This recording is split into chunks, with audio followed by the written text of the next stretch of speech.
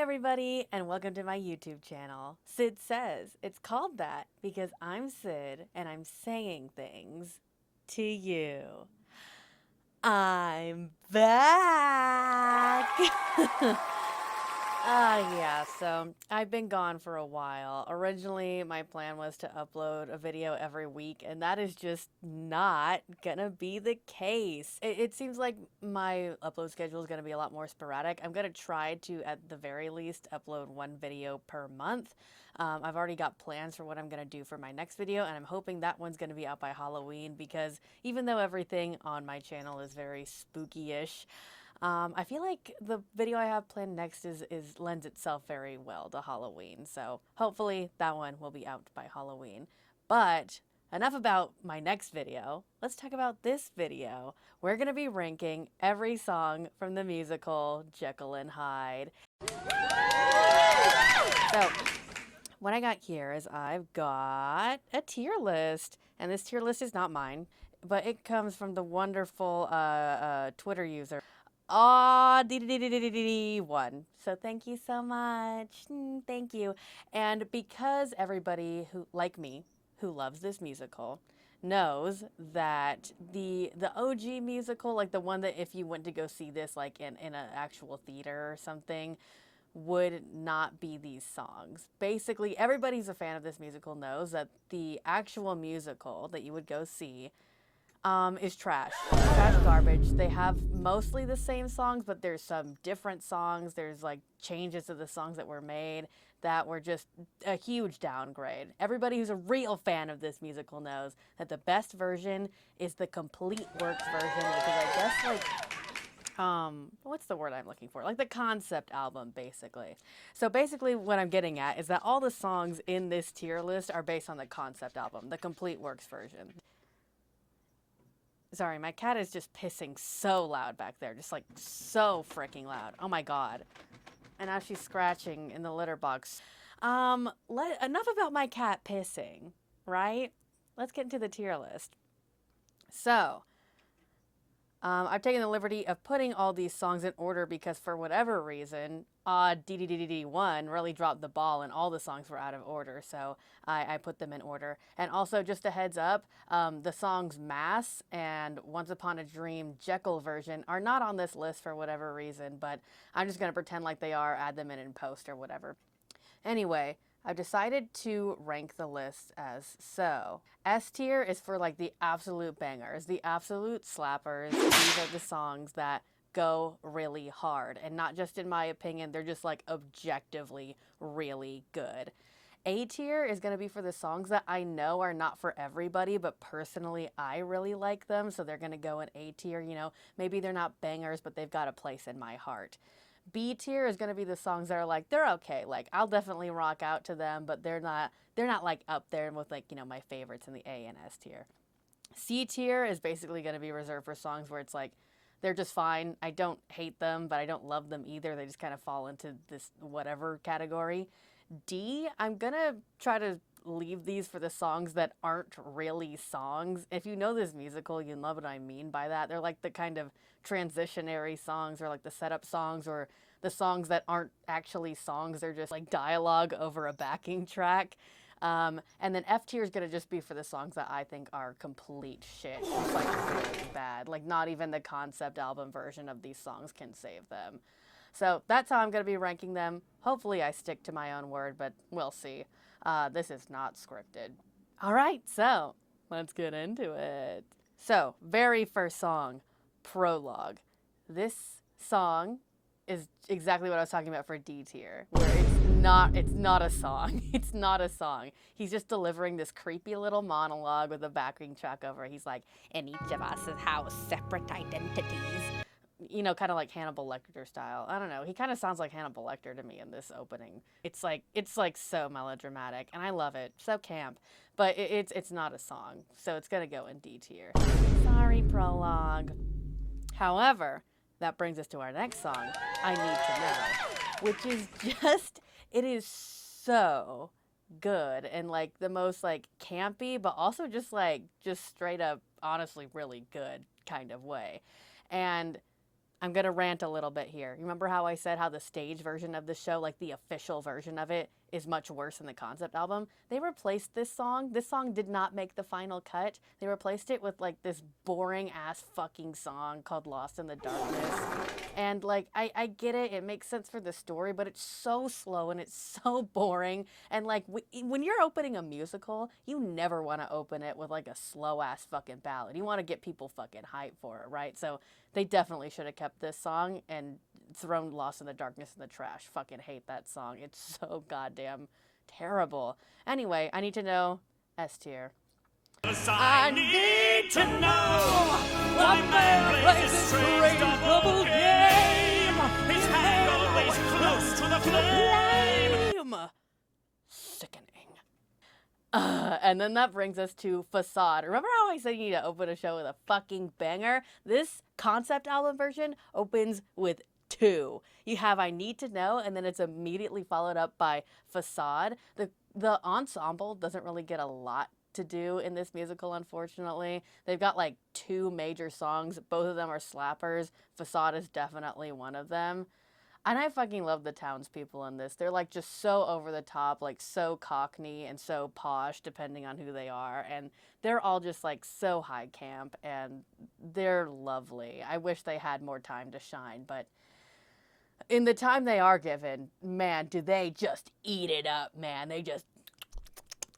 They really get into it, man. They're like, if you live around here, you need cash in the bank, 'cause the houses round here are all flashy and swank. And the front bit, ha! That's what's called a facade. it's just like so over the top. I love those bitches. And speaking of bitches, we've got bitch, bitch, bitch. Remember those posh assholes I was talking about before? Well, now they're like in full swing.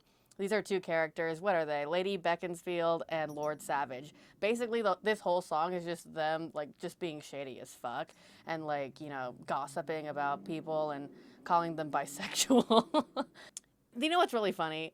Lord Savage has this line in it, right? Like I just said. He's like, Lord De Vere as well, he's as queer as hell, and bisexual, like to switch. And I'm like, maybe we shouldn't throw stones in glass houses. You're sounding pretty fruity yourself, Lord Savage. Anyway, I freaking love this song. It's just like, it's so catty, and it's also just like so out of left field. This song is so funny. You know what? I'm not sure if I'm going to put it in S tier, though. I think I'll put it in A, because even though I really love this song, I don't know if I'd consider it a banger. It's not like incredibly high energy or anything, so I'll put it in A tier, top of A tier for now. Which brings us to the engagement party. This one I'm kind of on the fence about, because on one hand, I feel like based on the rules that I set up for myself, it should definitely belong in D tier, just because while there's definitely singing, people are singing in it, it's really just like a scene establishing song and like a story progression song. You know, it's like the song Letters from Sweeney Todd or Phantom of the Opera. It's not, you know, it's not there to be an audience pleaser. It's there to, you know, get on with the story kind of thing. That being said, I think there's plenty of really fun parts in it, like especially when what's his name? John is like, Henry, how could you be late to your own engagement party? And then Henry's like, John, I am close to a breakthrough discovery. And I'm like, chill, dude. Maybe chill out. But that being said, I think I'm gonna have to stick to my guns and just put it in D for now. You know, maybe I'll do a little sneaking around later, but for now, I'll put it in D. All right, and then Possessed. I'm not gonna lie, I'm not a huge fan of this song. I don't hate it either. Like, every time it comes on, definitely, like, with the way that it opens, too, is also really funny. I just really love Anthony Warlow. His portrayal of both Jekyll and Hyde is just, like, such high camp to me, and then on top of it, he's just an incredibly talented actor and singer. So I just like really love his performance, and like everything he does is just so over the top in the best way. It's just like, Lisa, all my life I've been possessed by one great all-consuming quest. That being said, I would say it's also kind of a plot movie forward song, and then also the fact that it's like one love song immediately followed by another love song is kind of Frank Wildhorn, why'd you do that? But that being said, I think I'll put it in C for now. You know, I'm kind of middle of the road about it. I wouldn't say it's exactly D tier just because I think it serves a little bit more of a purpose than just, you know, being like, here's the plot, here's exposition, you know. It's a little bit more than that. Which brings us to Take Me As I Am, the love song that follows this love song, between Henry and his betrothed, his beloved Lisa Carew, who's named Emma in the official version, but whatever, I like Lisa better. I get why they changed it. I'm guessing it's because Lisa and Lucy got a little confusing, but whatever, I like Lisa better. This is probably just my bias, but whatever. That being said, Take Me As I Am. It's one of my favorite love songs ever in a musical. It's like right up there next to All I Ask of You from Phantom. It's just like, I would say it's definitely a lot more cheesy than All I Ask of You, but you know, this whole musical's cheese. It's what I love about it anyway. That being said, I definitely wouldn't put it in S tier. It's definitely not a banger. It's just kind of, you know, a sweet little sappy love song. So I will put it in A. Look in my eyes. Who do you see there? Someone you know, or just a stranger. It's whatever. Which brings us to Lisa Carew, the creepy little song Simon sings to Lisa, where he's like, you should leave Henry. I think he's unstable. And Lisa's like, fuck off.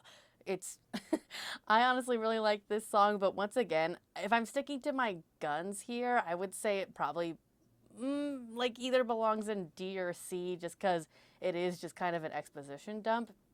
It's not, but it is a song though. It is a song. And I really like how this establishes Lisa's character, you know, like even though like most of the time her entire personality is just being in love with Henry, this gives us a little glimpse that she has agency other than just being in love with Henry, which, you know, it gets annoying. It gets annoying when the like only female characters in this show are their entire personalities being in love with Dr. Jekyll. So I love this part, especially when she's talking back to Simon. So you know what? I think I'm going to be the first of the B tiers. I'm going to put it in B.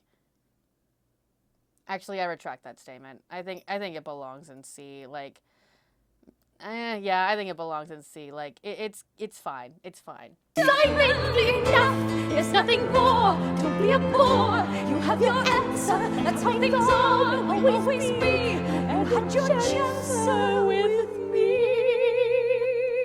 And I'm like, read his ass, bitch.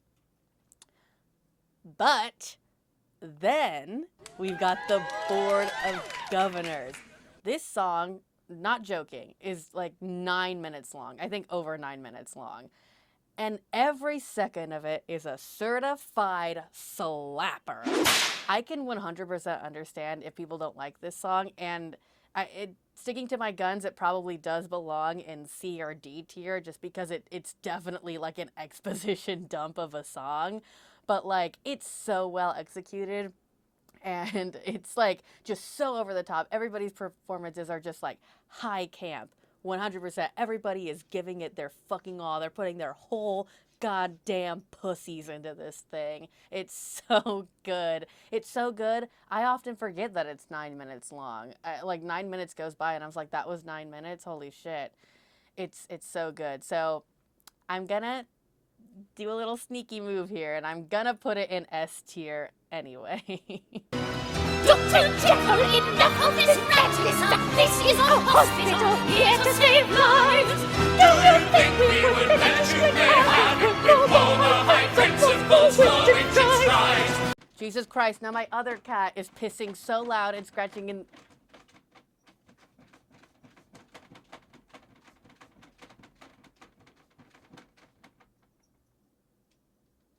You done? Whatever. Bring on the men. Now this is a certified slapper. And I think everyone's gonna agree with me here. And it is an absolute travesty that this song, once again, another slapper that did not make it to the final version of the show. It gets replaced with this boring ass song, Good and Evil. While more thematic, just does not make sense for this character to sing. And it's just so boring, and it drags the whole show down, and it just sucks, dude. It sucks so bad.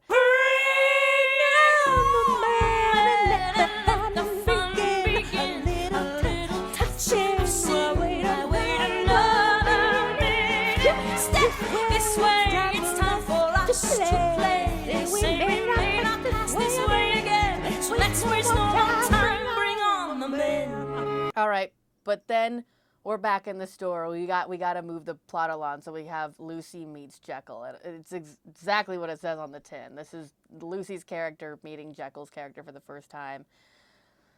I guess technically I would say this is C tier, just because it's not bad. It's not like a banger either, though. It's literally just a plot moving along song. But at least they're singing in it, you know, it's not just them talking. My favorite part about it, though, is just, like, the very end, and when, like, Lucy does this little, like, humming riff, where she's like, if any time you never know, you need a friend.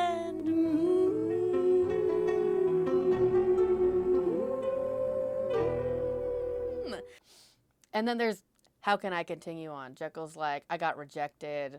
I'm feeling really down. And then John is like, no, Henry, don't give up on your dreams. And boy, will he regret that later. I would say I haven't put anything in B tier yet.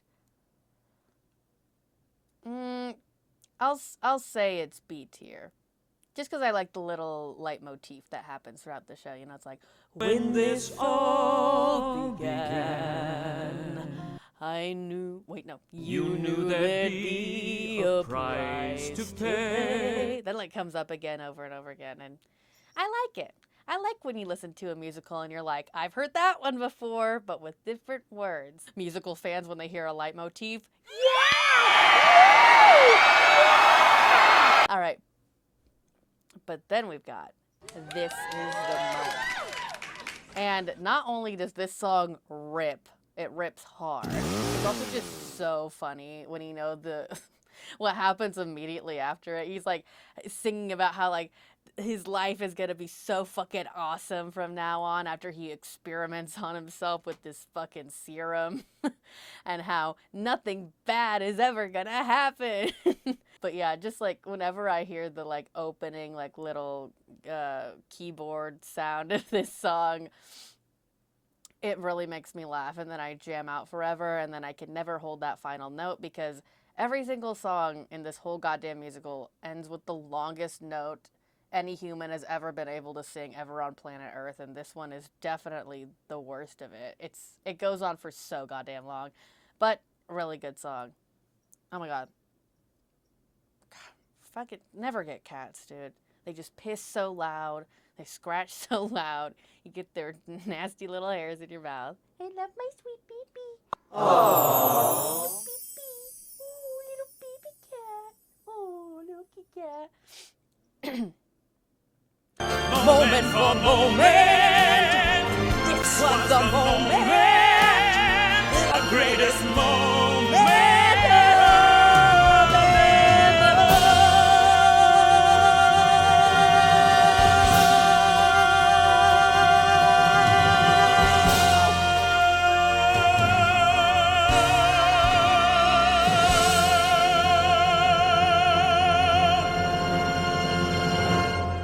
Like fucking beast, dude.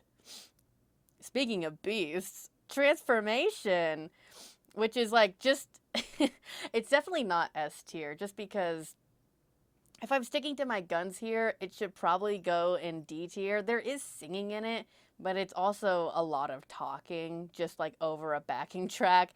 And then later in the song is a lot of screaming over a backing track and a lot of thrashing around over a backing track. It's so funny, dude. This song is hilarious. Especially if you watch the David Hasselhoff version. I'll show the world. Oh, dear God. Oh, God. Who did that? Who let him on the stage? No shade to David, but god damn, man. Oh, God. Suddenly, uncontrolled. Something is taking hold. Truly despicable. Anyway, Transformation. I'm gonna also put this one in B tier. If I was sticking to my guns, it should probably go in D or C, just because, you know, the whole talking over a backing track thing. But it's just so funny to me. This song is so hilarious. I love listening to it. And then when he transforms at the end, he's like, "Who is this creature that I see?" And then he does a little, and then he's like, all right, which then brings us to Lucy Meets Hyde. I honestly don't like this one as much as I like Lucy and Meets Jekyll, so I think I'm gonna put it in D tier. Even though there are parts of it that I like, and there's definitely singing in it for sure. But like, I'll keep it in D. It's not bad, but it's talk singing. But then we've got a lie, which is a certified slapper. But hear me out here. I am hesitant to put it in S tier. And not because I don't think it's great. Not because I don't think it's S tier quality. But because, I mean, there's like this weird interlude in it where there's like no talking. And he's just like grunting and panting for like an uncomfortable amount of time. It's like a solid 30 seconds where he's just like going like over a backing track. It's really weird to listen to, especially if I've got like a friend in the car and this song comes on and then I'm like, oh, I love this song. And then he just starts like moaning into the microphone. And my friend is like, what the fuck? And I'm like, I'm not a weirdo. I promise. But I don't know, man. I'm hesitant to put this one in S tier. Let me visualize for a second. Animals trapped behind bars in the zoo need to run rampant free. Predators leave by the prey they pursue. This time the predator's me! You know, I gotta give him props for just like straight up referring to himself as a predator. And I put that in S tier. Streak of madness. This song is boring. I'm just gonna straight up say it. I can't even remember if this one makes it to the final version of the musical. I can't even remember if it does or not, which is really telling. That being said, I really do love this musical, even the shitty parts of it. So I'm hesitant. I don't think I'm gonna put this one in F tier. I don't think it's gonna be our first F tier. I think it doesn't belong in D tier just because it is a song. You know what? I think I'm gonna put it in D tier anyway. I think it's on par with Lucy Meets Hyde, where it's like he is singing in it. And it's not talk singing per se, but it really is just like an internal monologue over a backing track. So I'll put it in D tier. Still like it, but it's D tier, if I'm going to be honest. His Work and Nothing More. I really do like this song, especially in the part of it where like all four of them are like overlapping with each other, but then they all come together and start singing the same line again. Yeah, I do really like this one. It's definitely not S tier. It's not a banger, and I don't think I'd put it in A tier either. I think it belongs in B tier. I think it's a solid B. Which brings us again to another boring song, Sympathy Tenderness. And please remember, when I call a song boring, it is with love. I do really love the song Sympathy Tenderness. It's just very slow and it's very repetitive. Maybe I'll put it in B. I'm like flipping between B and C. I think it belongs in B because I do have feelings for it. I have feelings for Sympathy Tenderness. Sympathy, tenderness, warm as the summer. Offer me their embrace. It's so pretty. So pretty. But it is, once again, I think, one love song followed by another love song. This one's a lot more upbeat until the end, and then it's like sad again. But like Someone Like You, I really, really love this song.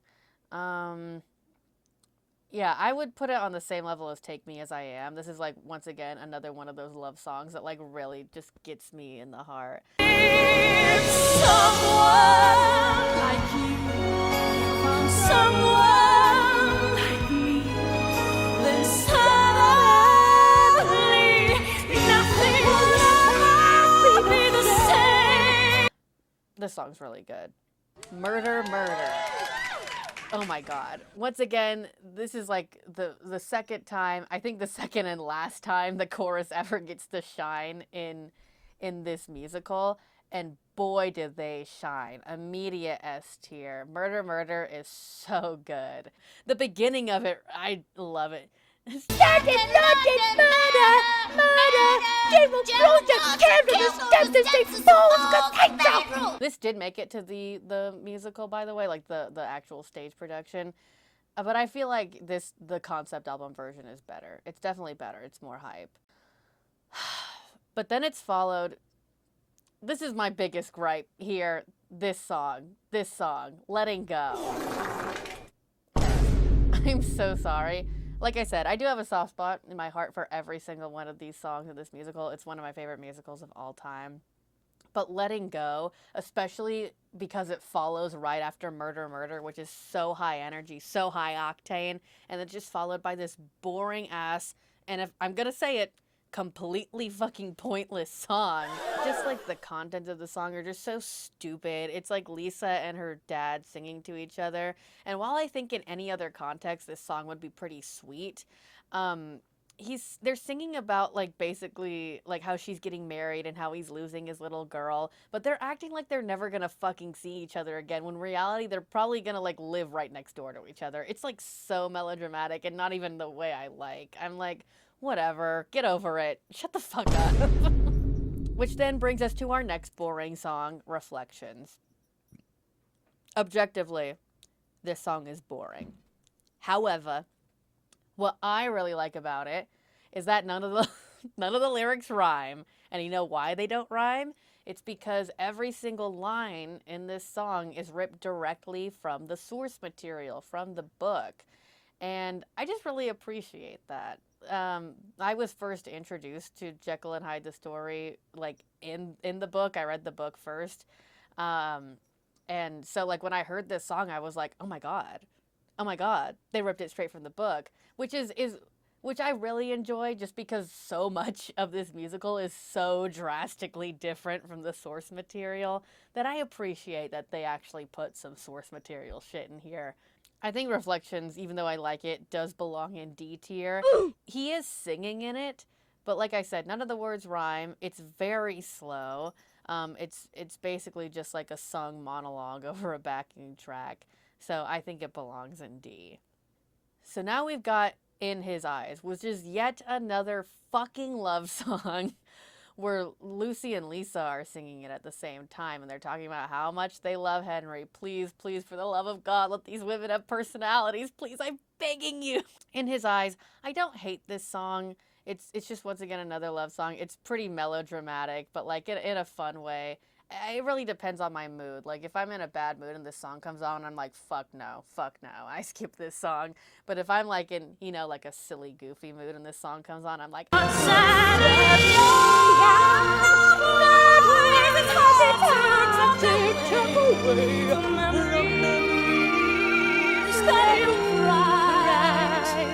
gonna put it in B. Yeah, that feels right. B feels right. Oh my god, this one is an absolute banger. Once again, did not make it to the final cut, the final product. However, with this one, even though I really, really love this song, I understand why it didn't make it to the final show, just because like it's incredibly out of pocket and also just unnecessary. Like the whole point of the song is him screaming about like how he feels bad that he's killed all these people as Hyde and how he feels like he's going insane, which has been well established by this point. Like, we don't need that song. That being said, this song goes really hard. Like I said, it's really out of pocket. It's got like this weird steampunk aesthetic that just is really different from the rest of the music in the show. But I'm going to put this one in S tier. It's screaming silence! Bad is good and good is bad! Sacred is profane! It's wiser to be mad in a world that's gone insane. My sister said that this song reminds her of the Ghostbusters theme, and like, I kind of hear it.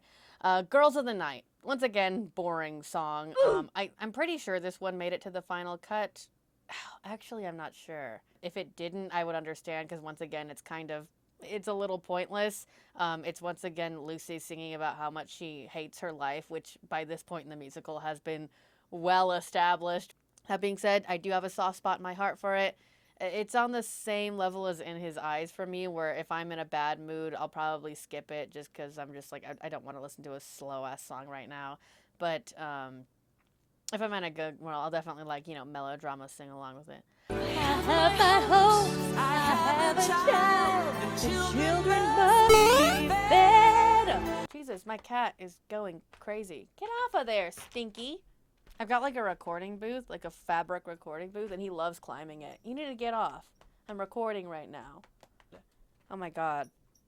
I recently got a full-time job, so my cats act fucking crazy when I'm home now because they're just desperate for my attention. The needy little whores. Anyway. Girls of the Night. I'll put it solid B tier right next to In His Eyes because I feel the same about them. No One Knows Who I Am. Once again, another boring song. However, I think this one is earned. Even though, up to this point I said we've well established at this point that Lucy's character hates her life, I feel like this one like really hits hard, especially at this point in the musical, because we know who her character is, we know how she feels about things, but she, like, this really hammers home just how unseen she feels and how alone she feels. And I really think it really works very well at this point in the musical. Weirdly enough, this song does make it to the final cut of the musical, the Broadway version of the musical.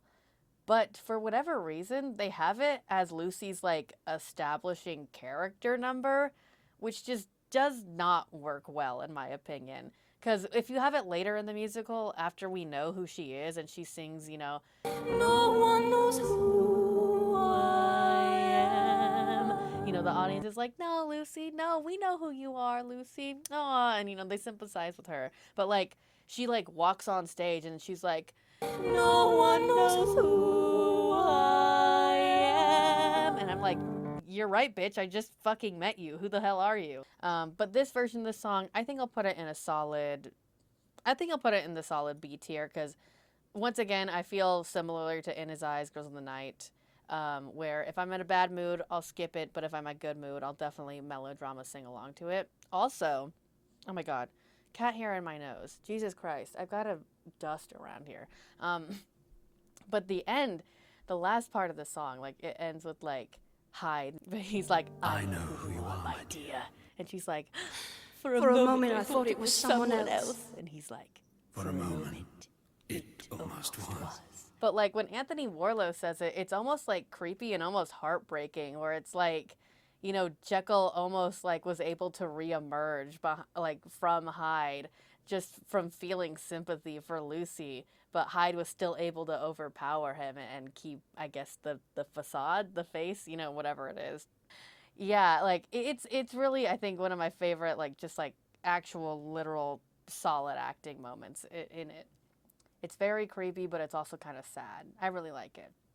But then it's followed by the horniest song ever written. Like, this is one of those songs that I think rivals past the point of no return in terms of how horny a song can be in a musical. This one did make it to the original, or the final product, but they changed some stuff about it, and I'm kind of on the fence, actually, about which one I like better. This is, like, one of the only versions of the song where I'm actually on the fence about if I like the concept album version better or the final product version better. But I really do love this song. I don't think it belongs in S tier just because I wouldn't consider it a banger. It's pretty slow. It's kind of rolling. It's like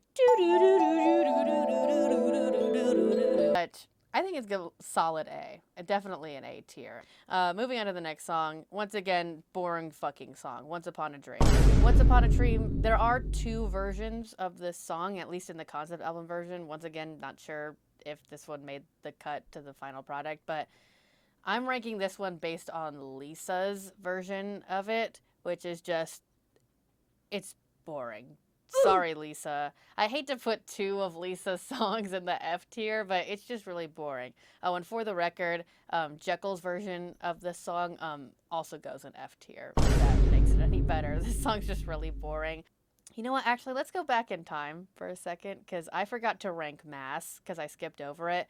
Mass is just kind of an interlude song. It's right before Murder, Murder, and it's like, you know, everybody's in you know, they're in mass and they're singing a little, you know, Latin hymn. They're just singing in Latin. It's like pretty, but it's whatever. I would probably put it in D tier. Mass goes in D tier. No One Must Ever Know. This is another one where it's just like, especially the beginning of it, where he's like, I am dangerous, more dangerous than any wild animal stalking his prey. Dear, dear, no one must ever know what I have done, for if anyone does, so my work is undone. It's really funny to me. Definitely not S tier. I wouldn't consider it a banger.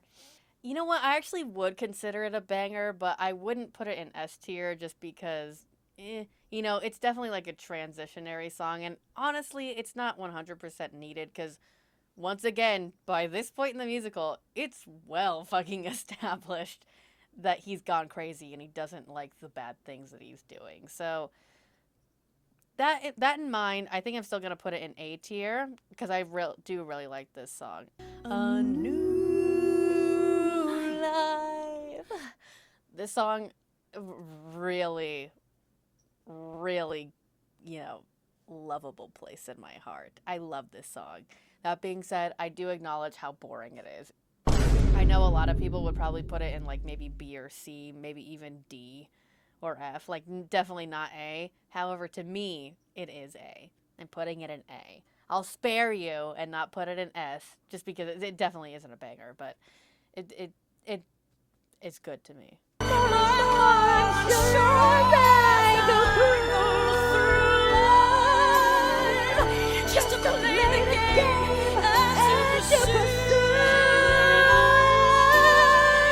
God, I love that song.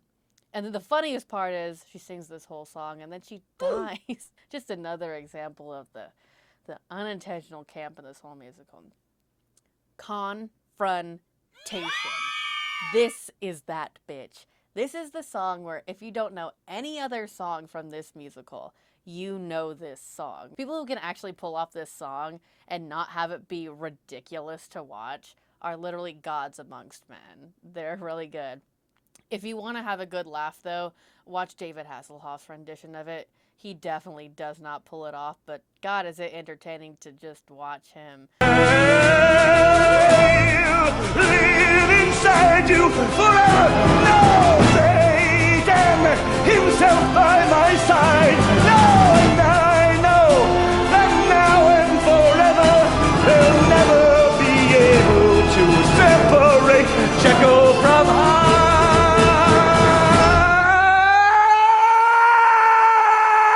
He did horrible in this fucking musical, and it's the only version of it that's ever been professionally recorded is with fucking David Hasselhoff playing Jekyll and Hyde. No! No! No! Never! Anyway, Confrontation, I'm gonna have to put it in S tier. You know, it's just iconic. It's iconic. It's iconic. Which brings us to our very last song in this musical. the wedding reception, which I hate to say it, it's not really a song. There's like one little section of it where Jekyll does like a tiny bit of singing. Not on our wedding day! And then it's just a lot of screaming after that. Yeah, it's just a lot of talking and then just like a tiny portion of singing and then just tons of screaming and then gunshots and more screaming and then crying. And then it's all over. I fucking love this song. But I was taking to my credo, it does belong in D tier. With that, we have done it officially. We have ranked every song in Jekyll and Hyde the Musical, the complete works version. Anyway, if you watched this whole thing and you had no idea what I was talking about the whole time, honestly, just thank you, because I was basically just speaking gibberish this whole time if you've never listened to this musical or seen it. And still, you stuck it through and you watched the whole thing. So thank you.